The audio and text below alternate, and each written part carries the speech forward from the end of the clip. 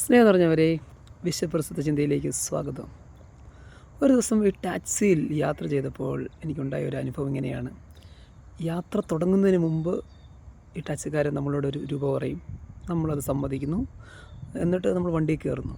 പക്ഷേ യാത്ര മുന്നോട്ട് പോകുമ്പോൾ നമുക്കറിയാം, വണ്ടി നിർത്തി കഴിയുമ്പോൾ, പ്രത്യേകിച്ച് അന്യപ്രദേശങ്ങളിൽ നമുക്കുറപ്പാണ് ഇവർ ഈ പൈസയ്ക്ക് സമ്മതിക്കില്ല. അവരതിൽ കൂടുതൽ ചോദിക്കുകയും നമുക്കുറപ്പാണ്.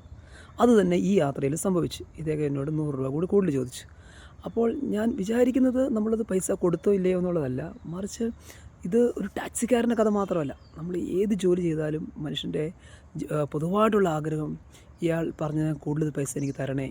നമ്മൾ ഹോട്ടലിൽ പോകുമ്പോൾ ടിപ്പ് കൊടുക്കുന്നു, അവർ ജോലിക്കാർക്ക് ചിലപ്പോൾ ടിപ്പ് കൊടുക്കുന്നു. ഇതിൻ്റെയൊക്കെ ശാസ്ത്രം നമ്മളെല്ലാവരും പ്രതീക്ഷിക്കുകയാണ്, എനിക്ക് കൂടുതൽ വേണം, കൂടുതൽ വേണമെന്ന്. എന്നാൽ വർഷങ്ങൾക്ക് മുമ്പ് ഇരിട്ടിയിൽ ഞാനൊരു ഹോട്ടലിൽ നിന്ന് ഫുഡ് മേടിച്ചിട്ട് അദ്ദേഹത്തിന് ടിപ്പ് കൊടുത്തപ്പോൾ അദ്ദേഹം പറഞ്ഞ വാചകം ഇതാണ്: എൻ്റെ പൊന്നു സാറേ, ഞാനിവിടുത്തെ മാനേജറാണ്, എനിക്ക് ടിപ്പ് തരരുത്, അത് എന്നെ അപമാനിക്കുന്നതിന് തുല്യമാണ്.